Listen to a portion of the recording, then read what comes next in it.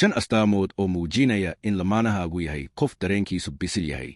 Xiriirka lama koobi karo, gacmo, is-hayn iyo waqtiyo farxad leh. Marka xiisaha bilowga yaraado, waxaa bilaabma caqabadaha dhabta ah ee nolosha.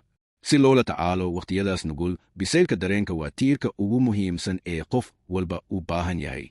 Bisaylka dareenka waa awoodda lagu fahmo, lagu maareeyo, laguna muujiyo dareenka si caafimaad leh oo kor u qaada xiriirka iyo kobaca nafsadeed. Ma aha wax la xiriira dada oo keliya, balse waxay ku salaysan tahay is-faham iyo is-ogaal. Cilmi-nafsiyayaashu waxay u arkaan bisaylka dareenka inuu yahay geeddi-socod horumarineed oo qofku ku barto dulqaadka, xakamaynta rabitaanka iyo la tacaalida caqabadaha isagoo degan. Halkan waxaa ku qoran 5 calaamadood oo muujinaya in lamaanahaaga uu yahay qof dareenkiisu bisil yahay. Haddii aad rabto warbixintan oo kale, fadlan guji subscribe si aad u hesho warbixina intaan ka badan ha iloobin inaad nagu soo biirto. Mahadsani. Wadahadal furan oo xanuun dareen leh.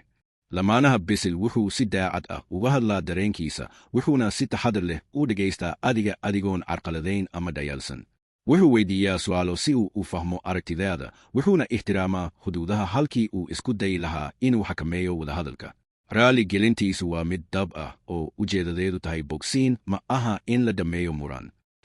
2 Mas'uuliyad ka saarashada ficiladooda. Qof dareenkiisu bisil yahay wuxuu aqbalaa mas'uuliyadda ficiladiisa iyo natiijadooda. Ma eedeeyo dadka kale, mana iska dhigo dhibbaane. Wuxuu ka fiirsadaa doorkiisa khilaafaadka, wuxuuna isku dayaa inuu ishagaajiyo isagoo aan marmarsiiyo samayn. Mas'uuliyadda joogtada ah waxay dhistaa kalsooni iyo ixtiraam. 3 Taageero joogto ah iyo naxariis. Lamaanaha bisil wuxuu bixiya taageero dareen leh maalin kasta, xitaa marka aysan jirin dhibaato. Wuxuu dareemaa dhibkaaga xitaa marka uu yar yahay, wuxuuna ka jawaabaa si naxariis leh. Daryeelkiisu waa mid aan shuruud lahayn, wuxuuna u fidinayaa dadka kale sidoo kale.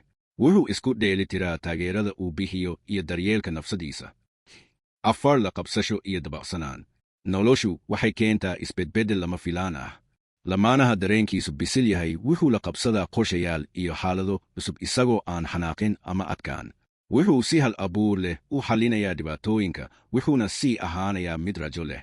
Dabacsanaantaas waxay ka hortagtaa muranno sii xumaada, waxayna xiriirka u horseedaa horumar iyo rajo. 5 Farxad dhab ah marka lamaanaha guulaysto. In la farxo marka lamaanaha uu guulaysto waa arrin aasaasi ah, balse dad badan ayaa ku dhibtooda.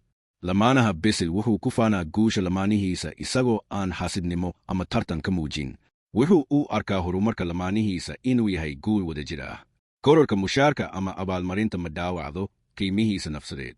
Wuxuu ka helaa farxad dhab ah guusha lamaanihiisa, taasina waa astaanta bisaylka dareenka.